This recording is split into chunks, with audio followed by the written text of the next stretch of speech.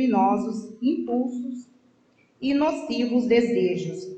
No mesmo, frequentemente nos sentimos na necessidade de aproveitar símbolo para tornar mais acessíveis as lições do Evangelho. O próprio Mestre figurou que o Espírito, como elemento divino, é forte, mas que carne, como expressão humana, é fraca. Entretanto, que é a carne. Cada personalidade espiritual tem o seu corpo fluídico, e ainda não percebestes, porventura, que a carne é um composto de fluidos condensados. Realmente, esses fluidos, em se reunindo, observarão aos imperativos da existência terrestre, no que designais por lei de hereditariedade, mas este conjunto é passivo e não determina por si.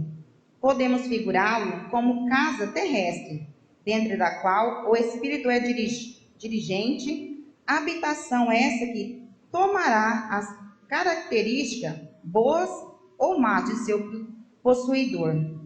Quando falamos em pecados da carne, podemos traduzir a expressão por faltas devidas à condição inferior do homem espiritual sobre o planeta. Os desejos avaliativos, os impulsos deprimentes, a ingratidão, a má-fé, o traço do traidor nunca foram da carne. É preciso que se instale no homem a compreensão de sua necessidade de autodomínio, acordando-lhe em Jesus Cristo. Um dos maiores absurdos de alguns discípulos é atribuir ao conjunto de células passivas que servem ao homem a paternidade dos crimes e desvios da terra, quando sabemos que tudo procede do Espírito. Neste momento, vamos fechar nossos olhos, nos conectar a Jesus. Pedir que Ele esteja aqui conosco nesse momento, para nos encher de alegria, de paz, para que possa abrandar o nosso coração, para que a gente receba essa palestra de hoje, esse ensinamento de hoje, que a gente possa acolher e guardar no nosso coração.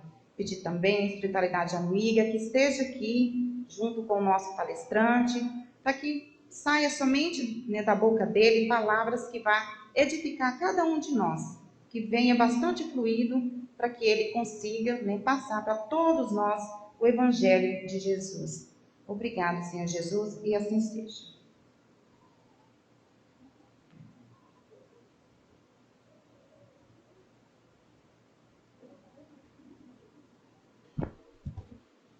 Nós desejamos agradecer aos irmãos, mais uma vez, a presença na nossa casa de oração.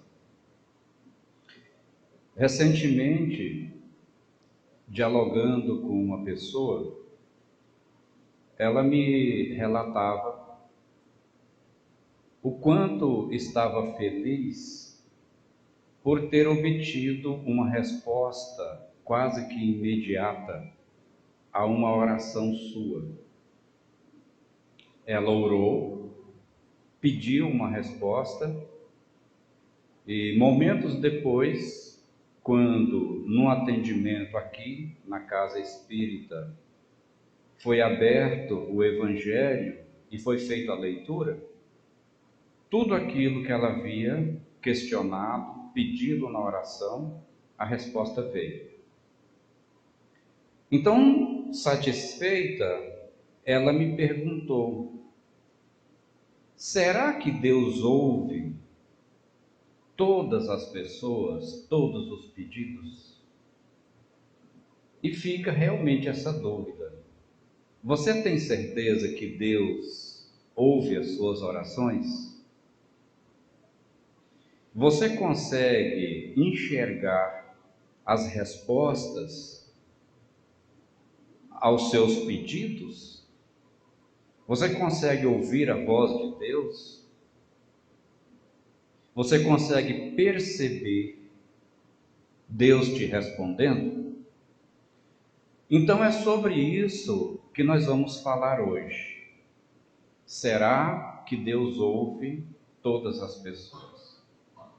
Quando nós consultamos o Evangelho segundo Marcos, no capítulo 11, versículo 24, nós lemos assim: Por isso vos digo, todas as coisas que vós pedirdes orando, crede que as haveis de ter, e que assim vos sucederão. É uma promessa contundente. Tudo ou todas as coisas que vós pedirdes orando. Bem, nós já começamos então a entender que alguma coisa está errada a partir do momento em que as nossas orações, pelo menos na aparência, não são respondidas. Porque aqui diz que todas as coisas que nós pedimos orando, elas haveis de ser atendidas.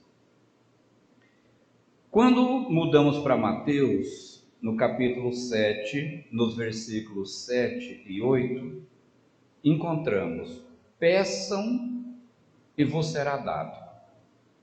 Procurem e achareis. Batam a porta e vos será aberta. Porque todo aquele que pede, recebe. Quem procura, encontra. E para quem chama, a porta lhe é aberta. São promessas inequívocas. Fica muito claro que basta pedir, basta procurar, basta bater à porta.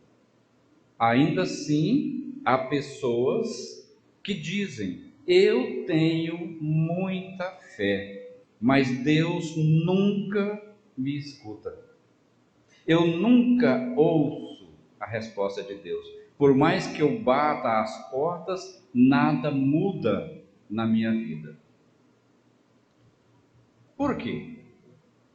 Isso acontece contigo também?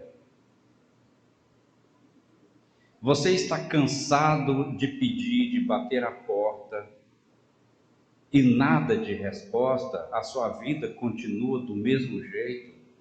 As coisas aparentemente nunca mudam? Será que isso existe em razão de algum critério especial para que Deus possa nos ouvir? Antes de adentrarmos ao tema do Evangelho propriamente dito, vamos entender algumas coisas que precisam ficar claras no processo da oração. É a dificuldade que existe em toda comunicação. Eu falo, você me escuta, você me interpreta de acordo com o seu entendimento, de acordo com seus critérios, de acordo com a forma como você quer. Existe um problema grave em tudo aquilo que diz respeito à comunicação. Comigo mesmo, eu penso em algo, talvez o meu pensamento tenha uma certa profundidade no âmbito filosófico, científico, religioso, mas quando eu vou verbalizar aquilo que eu pensei, eu tenho dificuldade. Eu penso de um jeito, mas conto de outro. Eu não consigo explicar exatamente o que é que eu estou pensando. Há pessoas que têm uma facilidade muito grande nisso. E há outros que se enrolam todo quando necessitam dizer a alguém aquilo que está pensando. E às vezes, por conta disso, dá 3, 4 ou mais versões a respeito de uma mesma história, só porque não sabe se expressar. Pode ser que nisso esteja o grande problema de comunicação entre nós e Deus. Eu não consigo expressar para Deus aquilo que eu efetivamente preciso. Até porque Muitas vezes eu posso, inclusive, não querer que Deus saiba exatamente o que é que eu preciso, porque eu me envergonho. Talvez o meu pedido seja tão descabido, talvez o meu problema seja tão pequeno, ou quem sabe, tão grave, diante das próprias leis divinas, que eu fico procurando meias palavras. Eu fico dirigindo-me a Deus, usando determinados artifícios, na expectativa de que Ele me entenda, porque eu não tenho coragem de dizer diretamente aquilo que eu preciso dizer para Deus. Então, talvez esteja aí o grande problema de comunicação.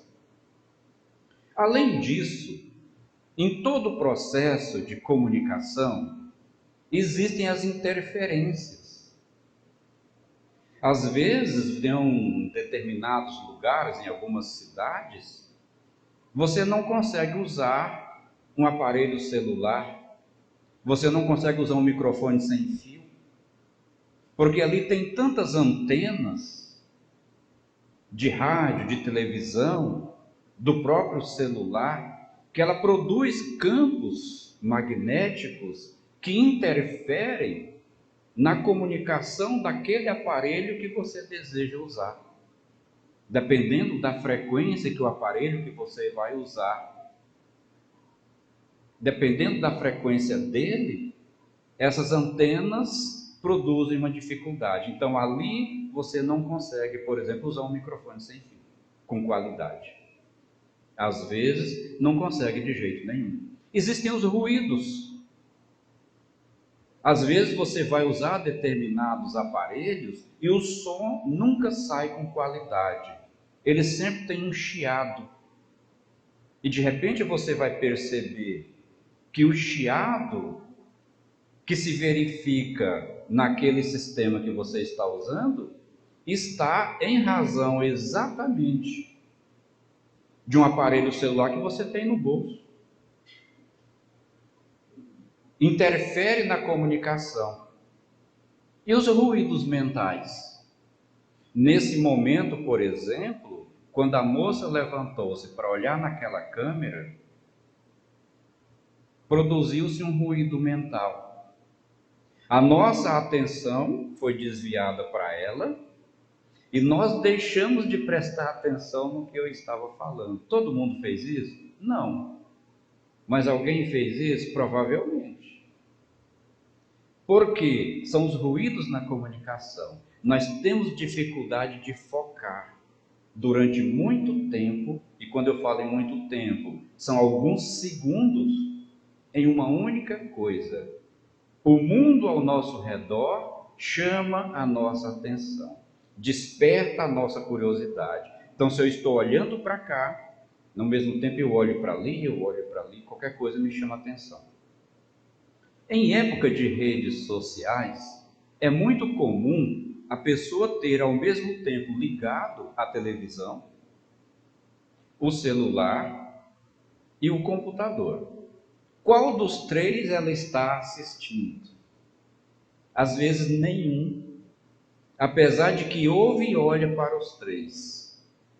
Mas se você perguntar o que ela estava vendo no TikTok, o que estava passando na televisão e o que tinha na tela do computador, talvez ela não saiba te dizer.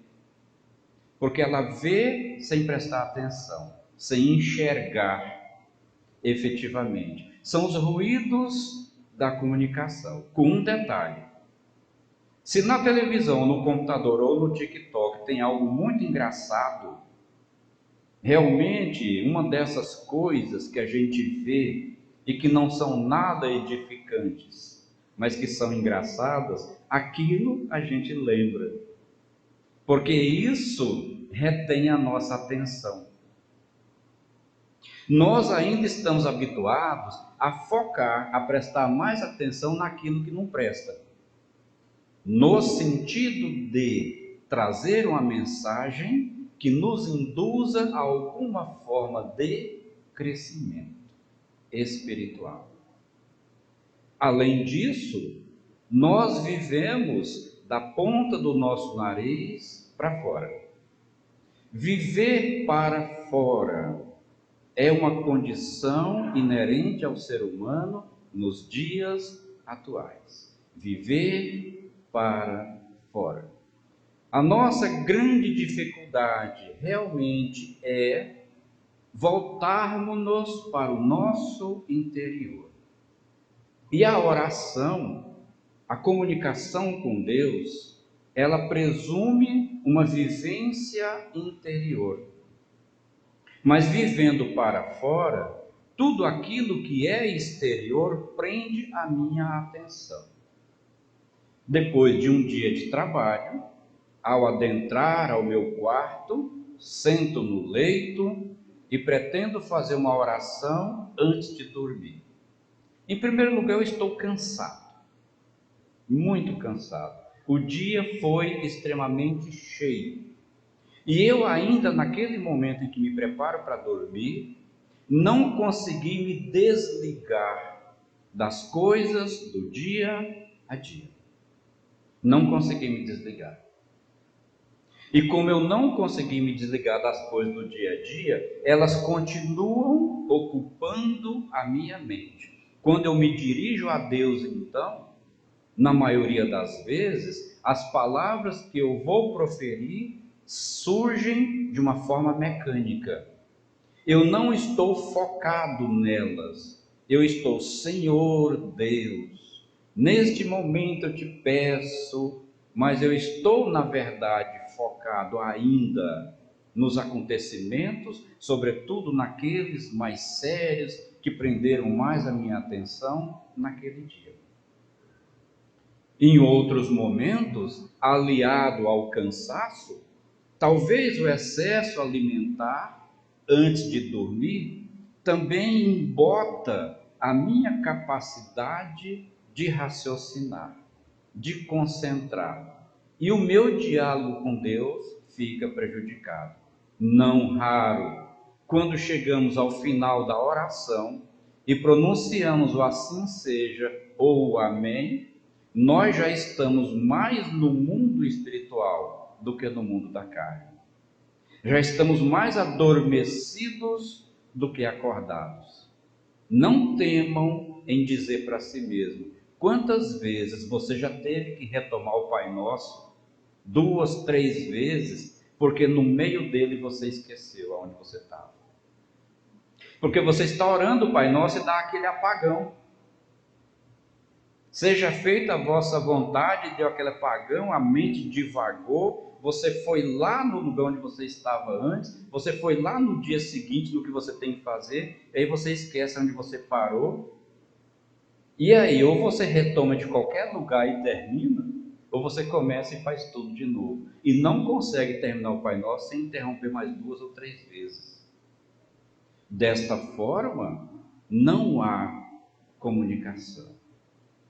Assemelhamos-nos nesse sentido no diálogo com Deus àquelas pessoas com quem desejamos conversar e o assunto não flui. Porque você começa a abordar determinada questão e quando você está a 30% do assunto, a pessoa já entrou com outro, que ela também não conclui, você tenta retomar aquele que você precisava dizer, e quando você chega nos 50%, ela já está com um terceiro assunto, e de forma que no final você não sabe se você transmitiu a mensagem, nem tampouco se ela te ouviu ou entendeu. Porque ao divagar, ao abordar outros assuntos durante o diálogo sobre uma determinada questão, você percebeu que aquela pessoa divagou. São as dificuldades da comunicação. Aliás, a esse respeito, Raul Teixeira, renomado orador espírita, costuma afirmar que na comunicação está um dos grandes obstáculos aos relacionamentos matrimoniais, por exemplo. Os casais não conseguem se comunicar, não há diálogo, e esse diálogo quase sempre não tem um desenvolvimento. A comunicação é muito difícil entre os casais e dos casais também em relação aos seus filhos. o diálogo é muito difícil. E isso tudo acrescido à questão da ausência do conhecimento.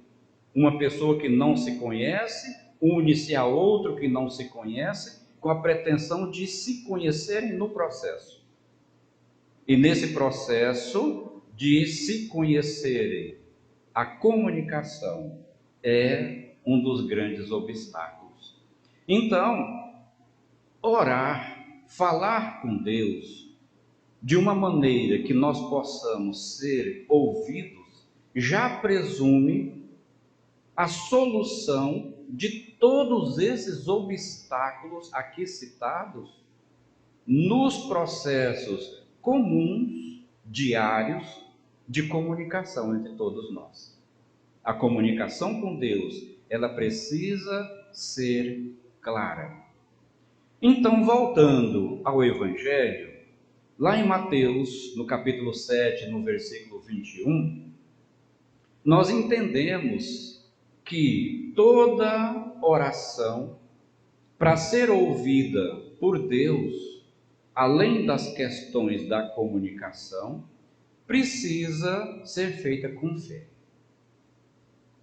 Mas se a pessoa disse que tem fé e ainda assim não percebe que Deus a está ouvindo e, mais do que ouvindo, respondendo, é porque esta fé está se manifestando de uma maneira equivocada. Talvez esta fé esteja se manifestando em alguém que não é obediente. Fé sem obediência, no que diz respeito à oração, é infrutífera. Fé e oração, para quem não é obediente, é sinônimo de não resposta. Mas o que é ser obediente? É o que nós vamos começar a entender agora. A fé e a obediência é o critério para que Deus possa responder às nossas orações. Lá em Mateus 7, 21, Jesus disse: nem todo o que me diz Senhor, Senhor, entrará no reino dos céus, mas aquele que faz a vontade de meu Pai que está no céu. Entrar no reino do céu não é uma referência apenas ao depois da desencarnação. Quando você ora a Deus, quando você se dirige a Ele, aonde você presume que Ele está? No reino dos céus.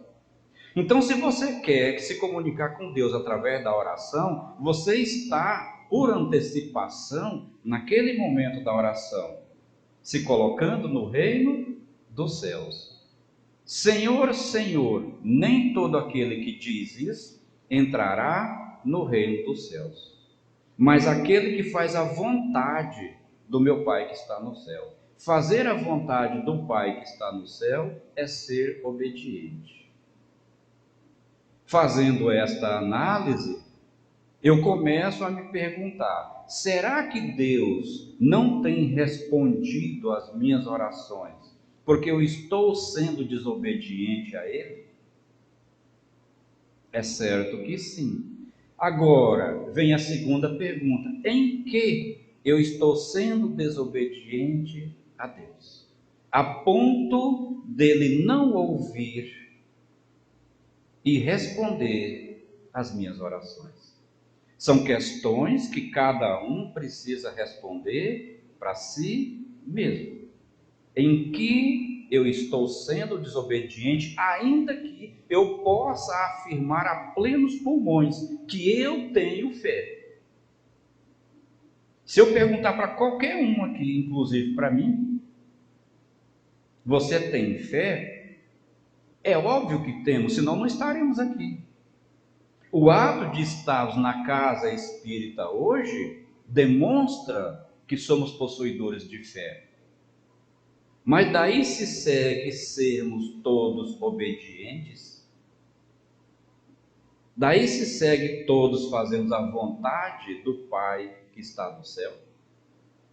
Para nossa reflexão, dando um salto para o Evangelho de João, capítulo 9, versículo 31, nós encontramos: mas aquele que honra a Deus e cumpre a sua vontade, Deus o escuta. Olha o quanto isso é claro. Aquele que honra a Deus e cumpre a sua vontade, Deus o escuta. Como é que nós honramos nossos pais? Honrai a vosso pai e a vossa mãe, é um mandamento. Eu tenho certeza que todos aqui fazemos isso. Nós honramos nossos pais, respeitando-os, amparando-os na velhice, considerando que todos somos adultos. Hoje deve ser a maioria de nós que está dando aos seus pais a atenção, o respeito, o carinho, o cuidado que eles merecem. E isso é honrar pai e mãe. E honrar a Deus é ainda mais do que isso.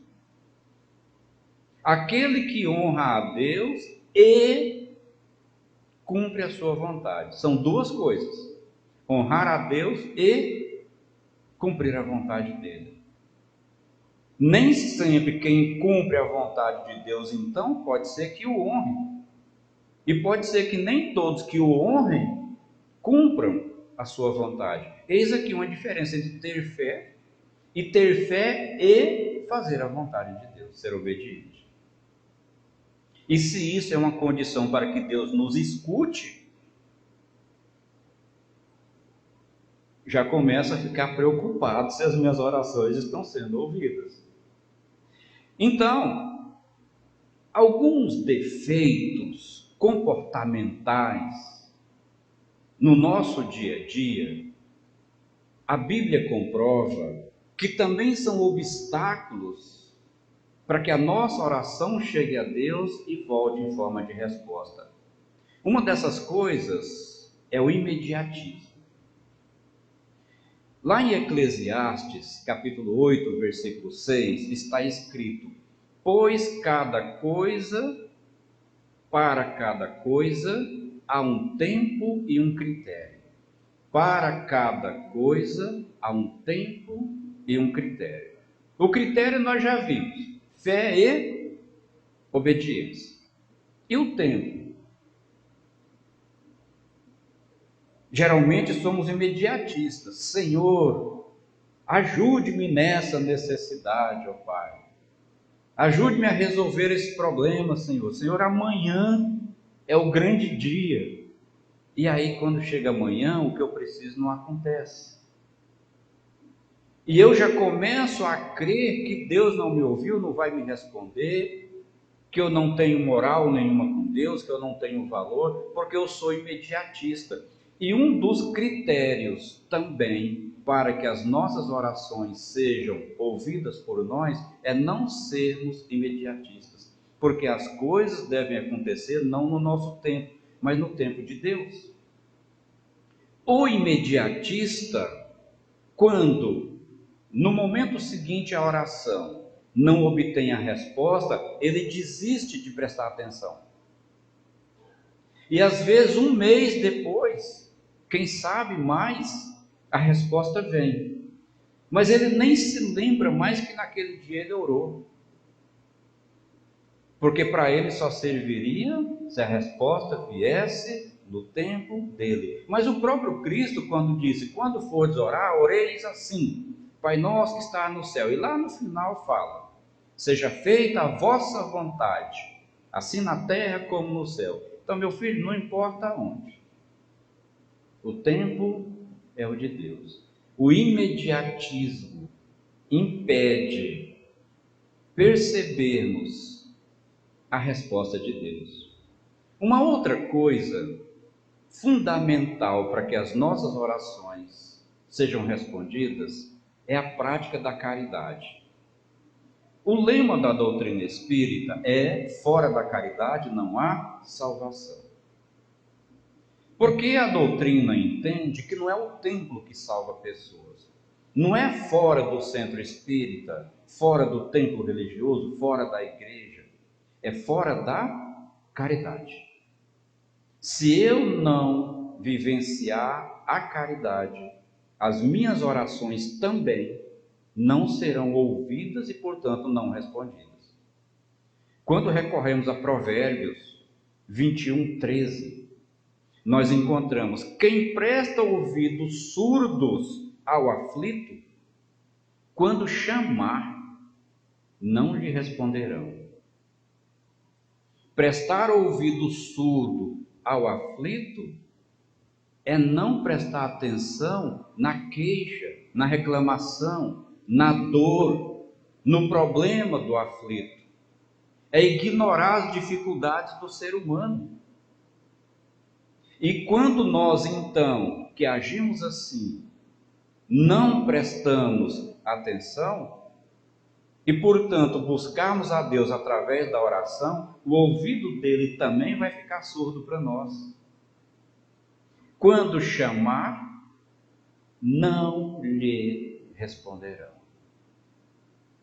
A prática da caridade, portanto, é fundamental. Logo, quando você se sentar para orar, quando nós ajoelharmos para orar, deitarmos para orar, porque a posição não importa, quando formos orar, enfim, pedindo para Deus qualquer coisa, primeiro se pergunte: como é que eu ando em relação à prática da caridade?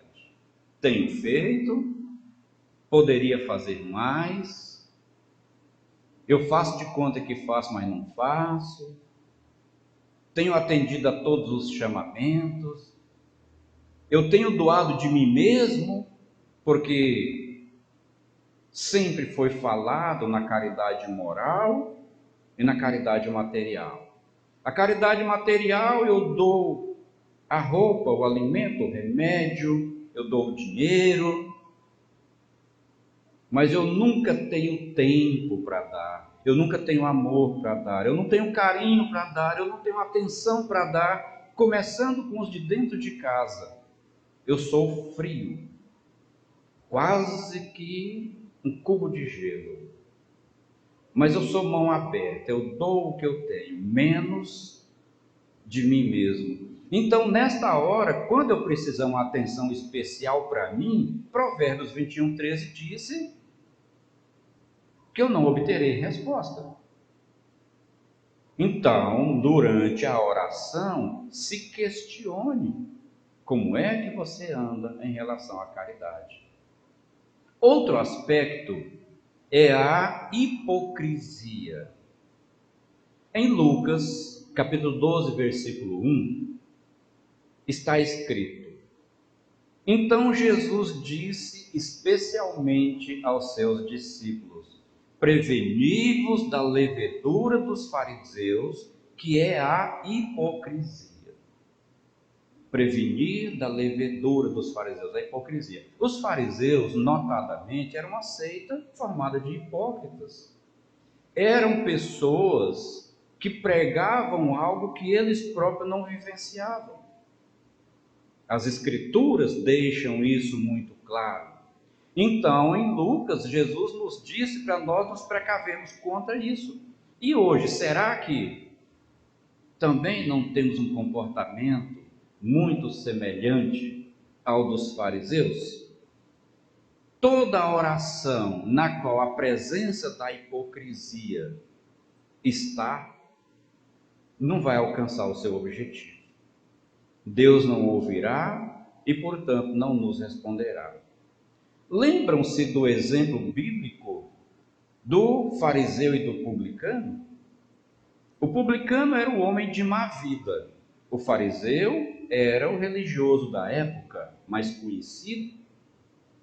E ele orava: Senhor, fazei por mim, eu que sou puro, eu que faço isso, eu que faço aquilo, eu que não sou como esses ladrões, eu que não sou como esses bandidos, eu que não sou como esse publicano.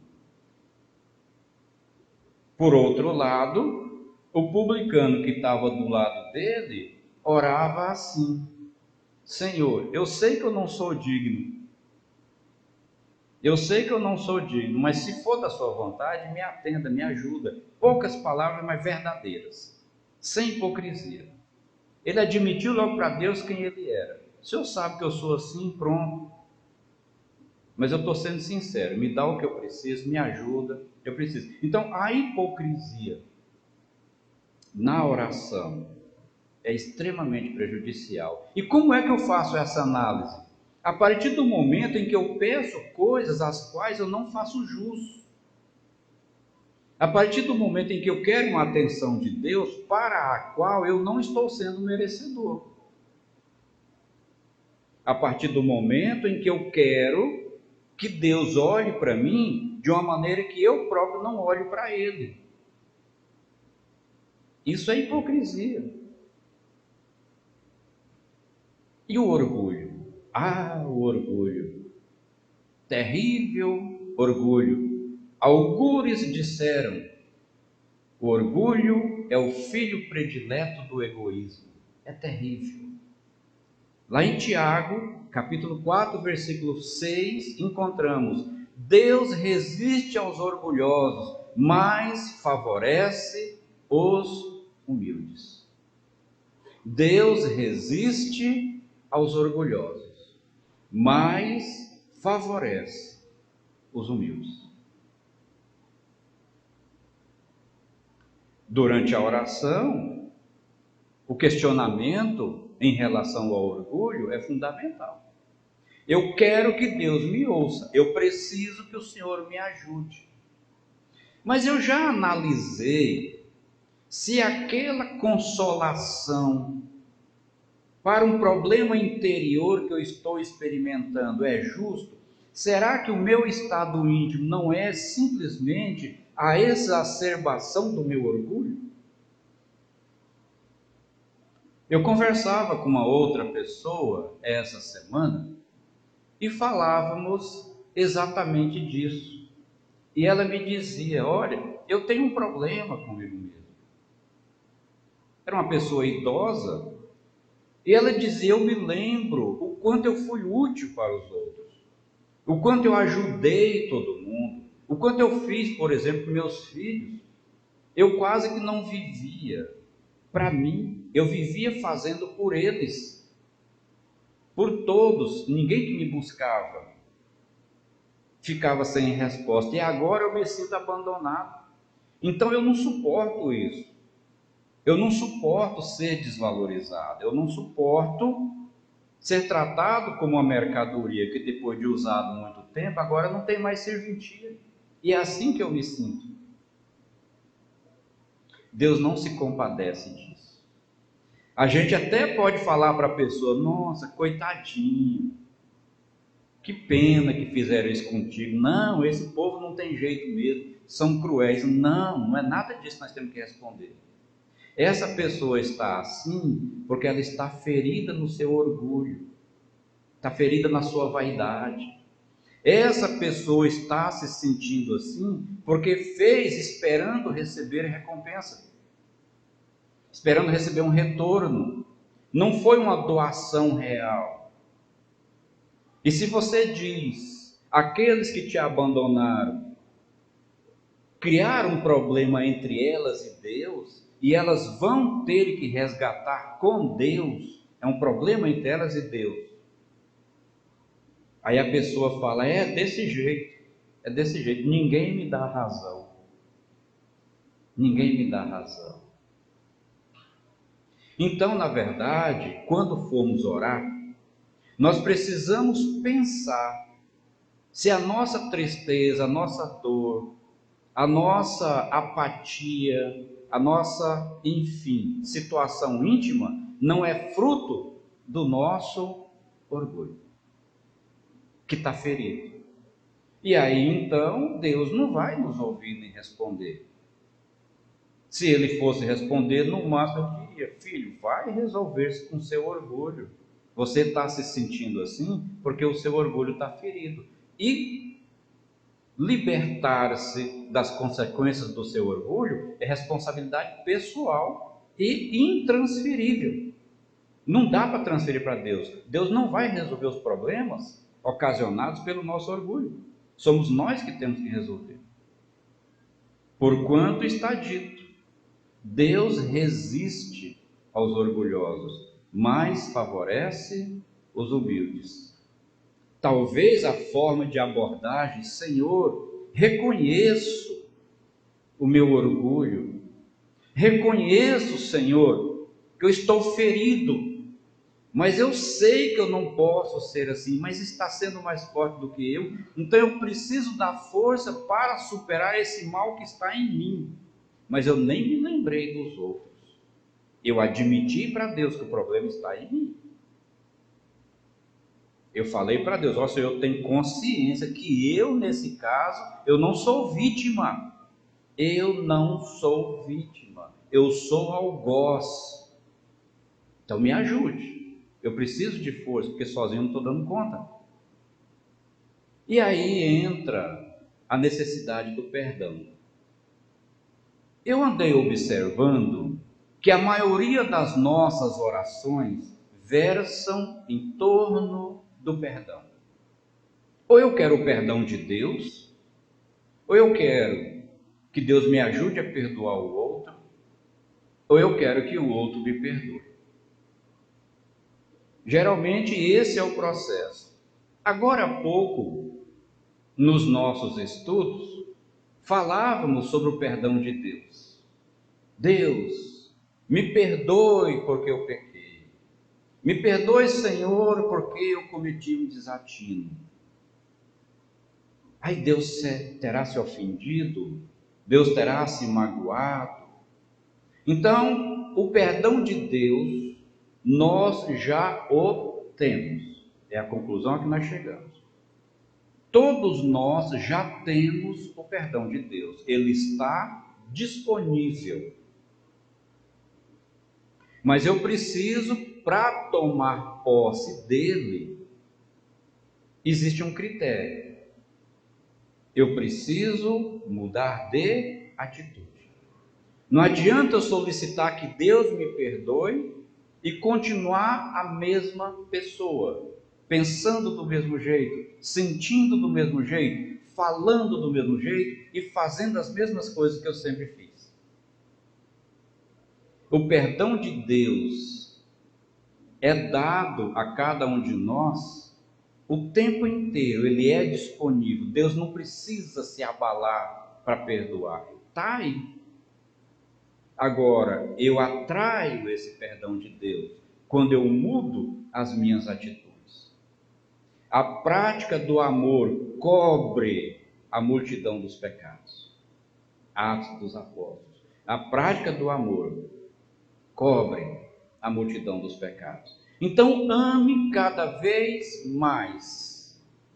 E tudo aquilo para o que você precisa que Deus te perdoe, será coberto. Você obterá o perdão, porque você mudou de atitude, passando a amar. Então, lá em Marcos, capítulo 11, versículos 25 e 26, está escrito: e quando vos colocardes de pé para orar, se tiverdes algo contra alguém, perdoe, para que o vosso Pai Celeste também perdoe as vossas faltas. Ou seja, você quer perdão? Primeiro perdoe, mude de atitude. É condição, Deus é assim: perdoa que eu te perdoo.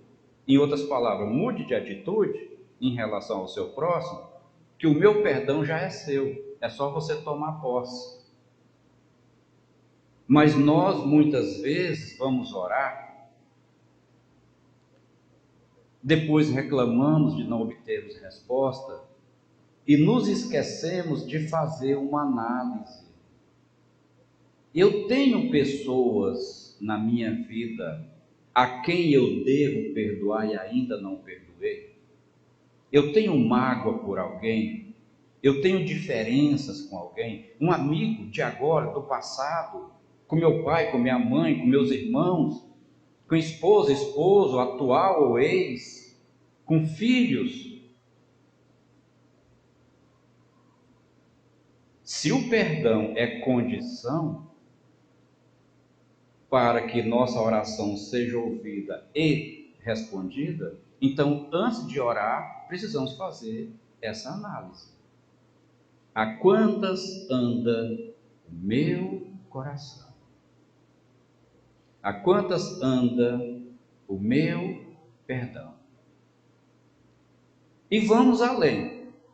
Em Marcos 7,10, encontramos o respeito a pai e mãe. Aquele que deixa seu pai sem nada e expulsa sua mãe é um filho infamante e ingrato. Isso está em Provérbios também 19:26. Gente, irmãos, pode parecer difícil aceitar essa ideia, mas o número de pessoas que faz isto é infinitamente maior do que nós possamos imaginar. Que faz isto o quê? O número de pessoas que não consegue conviver bem com pai e com mãe. O número de pessoas que não consegue se relacionar bem com pai e com mãe. São pessoas para quem o pai e a mãe são peso. O pai e a mãe são, nesses casos, um atrapalho, um empecilho na vida. Tira a minha privacidade, tira a minha liberdade. Eu preciso estar dando atenção, é incompreensiva, é incompreensivo, é implicante. Meu pai e minha mãe é implicante. Meu pai e minha mãe não entendem, eu falo, não entende. Vive me responsabilizando por isso, por aquilo. Isso é deixar pai e mãe sem nada. Mas como sem nada? Eu dou casa, eu dou comida, eu dou dinheiro, eu levo para onde quer, eu levo ao médico. Você deixa sem amor. Tudo que você dá é nada se comparado ao amor que você poderia. Então, a oração também passa por esse princípio. Eu preciso, para obter resposta de Deus, ter a minha consciência em paz de que a minha relação com meus pais é de total, absoluto e irrestrito respeito e amor. E aí, entramos num outro campo, que é um calo no convívio social, sobretudo entre os cristãos. Na 1 Pedro, capítulo 3, versículo 7, nós encontramos: e vós, maridos, sejais compreensivos na vida em comum, sabendo que vossas companheiras são seres mais delicados e que ambos compartilham da graça que conduz à vida. Evitai as ameaças, este será um bom meio para Deus ouvir os vossos pedidos. Um bom meio para Deus ouvir os nossos pedidos é evitarmos as ameaças com o nosso cônjuge. Mas é essa a situação com que nós nos deparamos? Não. Então, muitos de nós, mesmo nos meios religiosos, lamentavelmente, ainda somos extremamente truculentos. Vivemos matando as nossas companhias. Se não fisicamente, matamos os seus sonhos, matamos as suas esperanças, minamos as suas oportunidades de serem felizes.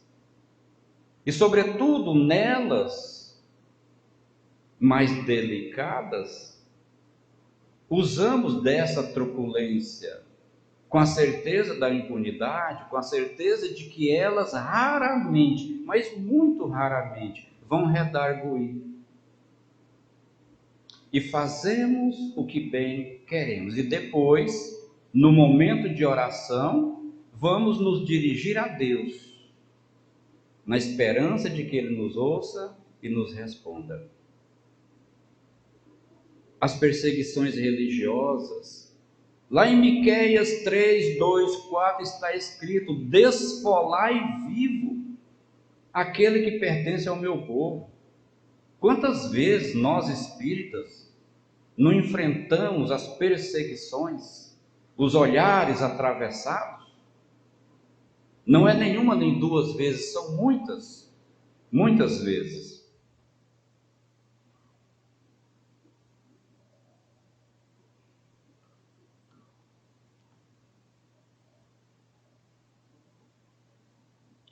Nesse sentido, nós precisamos entender que a oração requer algumas condições.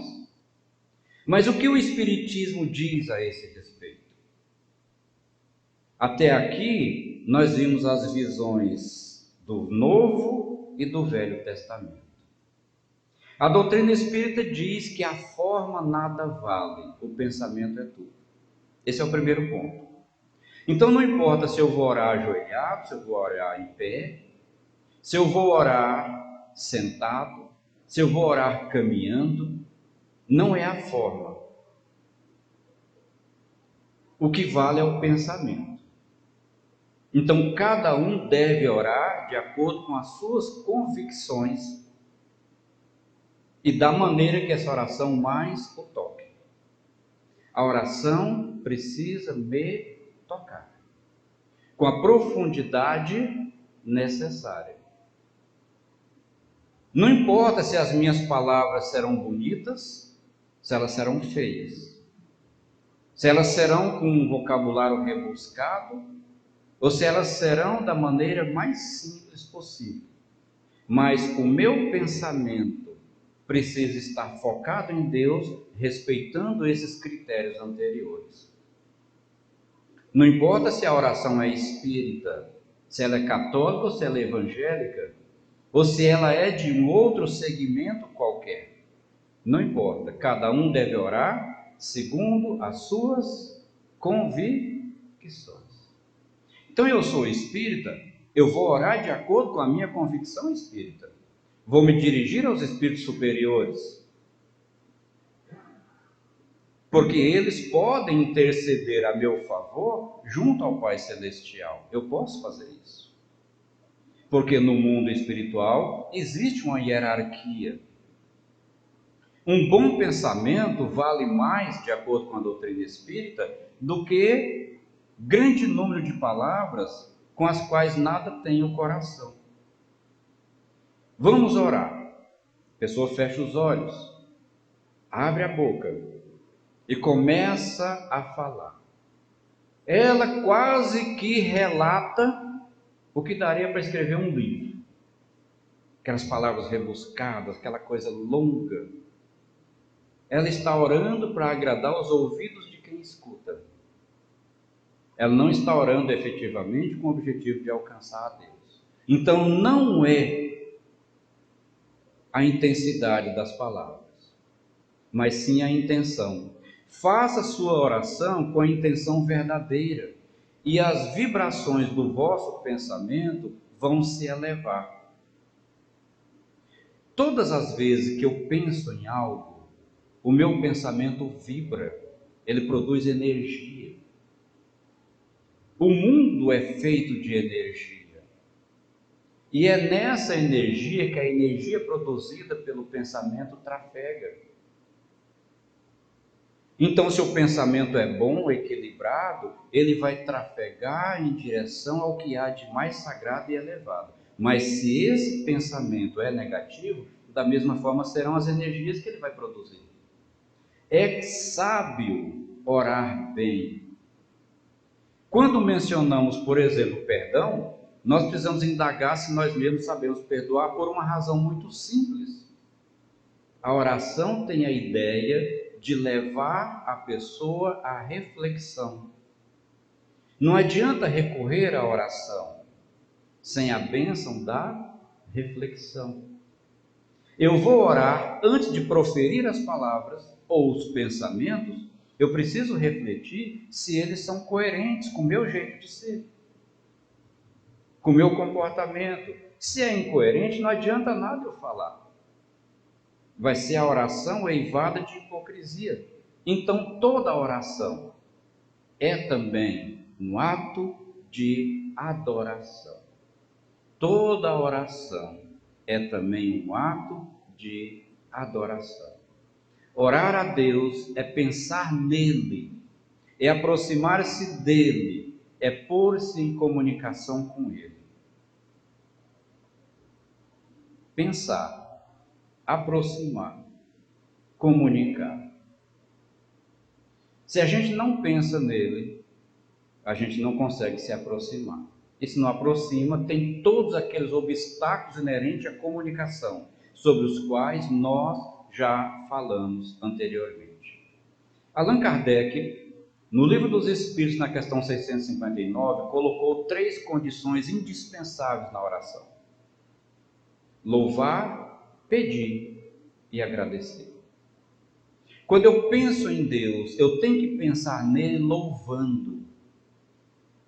Quando eu louvo, eu evidencio a visão que eu tenho de Deus, a grandiosidade dele, o que ele representa para mim, qual é o nível de consciência que eu tenho acerca dele. O Senhor que criou a terra, o Senhor que me criou, o Senhor que abriu o mar vermelho, o Senhor que. Eu preciso louvar, evidenciar o que Deus é para mim. Esse é o primeiro ponto. Quando eu faço isso, eu consigo fixar o meu pensamento nele, ao invés de já ir direto aos pedidos, sem antes fazer essa reflexão.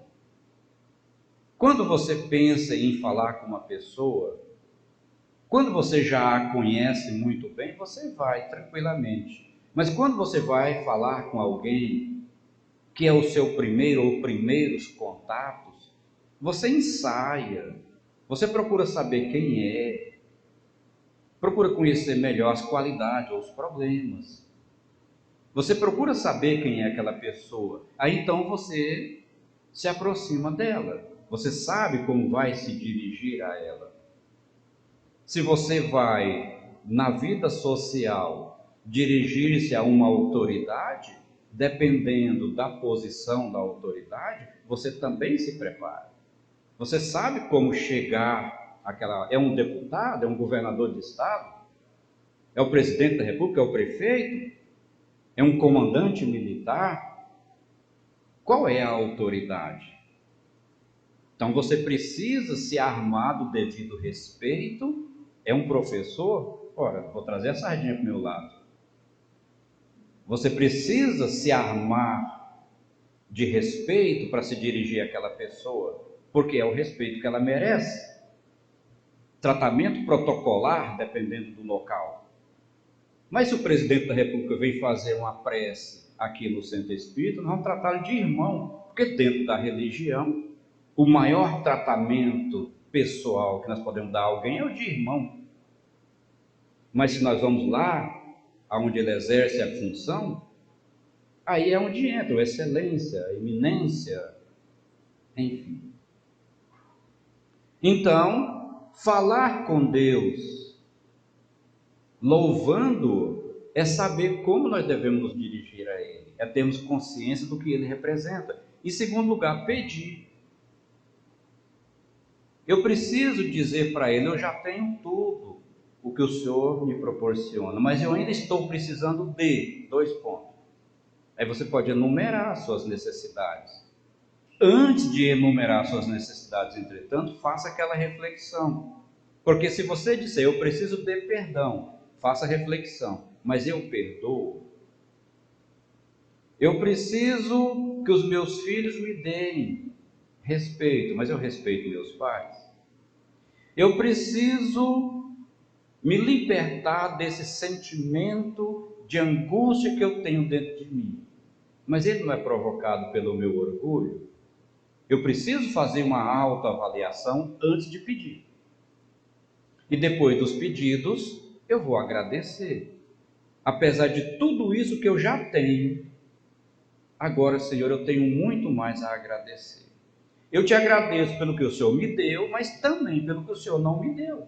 Porque às vezes o que Deus não nos dá é exatamente aquilo que não estamos preparados para receber. Que poderia se constituir para nós em um mal, ainda que pensássemos que seria um grande bem. Então, Allan Kardec disse na 659 essas três condições. Esse é o ponto de vista da doutrina espírita acerca da oração, que não dispensa nenhum dos outros. Respondendo, portanto, à pergunta inicial da nossa fala, será que Deus ouve e responde às nossas orações? Sim, com as devidas ressalvas. Não há uma regra para cada um, há uma lei, e toda lei é para ser respeitada. E a lei da oração é essa. Se eu vivencio essa lei, então eu receberei, sem dúvida nenhuma, a resposta de Deus que eu estou esperando. Se essa resposta não vem, então é porque eu estou devendo em alguma coisa. Mesmo assim, eu vou ouvir a voz de Deus. Às vezes um vento traz um papel rolando e joga em cima dos seus pés. Quando você pega e abre, ali é uma mensagem que alguém um dia, por alguma razão, jogou, mas Deus usou aquele recurso. Às vezes você vai andando na rua, alguém te fala alguma coisa, e exatamente o que aquela pessoa te falou é a resposta que você precisava. Às vezes você vai dormir e tem um sonho. O sonho que você teve pode ser a resposta que você esperava para a situação que você estava vivenciando. Ou seja, Deus usa os mais variados mecanismos para falar conosco. Mas nós vamos perceber se estivermos atentos, se estivermos realmente convictos de que essa resposta virá. Então, já que falamos em oração, eu desejo agora convidá-los a orar comigo. Nesse momento, coloque-se numa posição de conforto. Não é conforto na cadeira, é conforto espiritual. Ligue-se com o Senhor. Volte a sua mente para Ele. Senhor Jesus, te apresento nesse momento, humildemente, aos pés do vosso magnânimo altar, cada irmão e irmã que está aqui nesse momento. Senhor, todos nós somos portadores das mais diferentes necessidades, no campo da alma e no campo da matéria. Eu te peço agora, Senhor, em nome de Jesus, que o Senhor vai sondando a vida de cada um, identificando essas necessidades e vai entrando com as necessárias providências. Nós deixamos o nosso lar e viemos aqui hoje para ouvir. Isto, Senhor, é um indicativo de que a nossa alma está sequiosa por bênçãos, por luzes. Então atenda a nossa rogativa. Ao diagnosticar nossas necessidades, que o Senhor possa entrar com as devidas providências. Alcance também os irmãos que não estão aqui, os que não puderam vir. Aonde estiverem nesse momento, que sejam agraciados, Divino Pai, pela sua misericórdia. Sabemos que ainda somos depositários de muitas imperfeições, como as citadas aqui, a hipocrisia, o orgulho. Quem sabe, Divino Senhor, a vaidade e tantas outras. Mas nós te pedimos, a nossa luta, Pai, é no sentido de dominar essas más tendências e tornarmos-nos a cada dia pessoas melhores. te pedimos ajuda nesse sentido, para que não venhamos de sucumbir quando os arrastamentos surgirem. E é por confiarmos na sua assistência que nunca nos faltou, é que nós te louvamos e te agradecemos por tudo que o Senhor já tem nos proporcionado no nosso dia a dia. Que assim seja.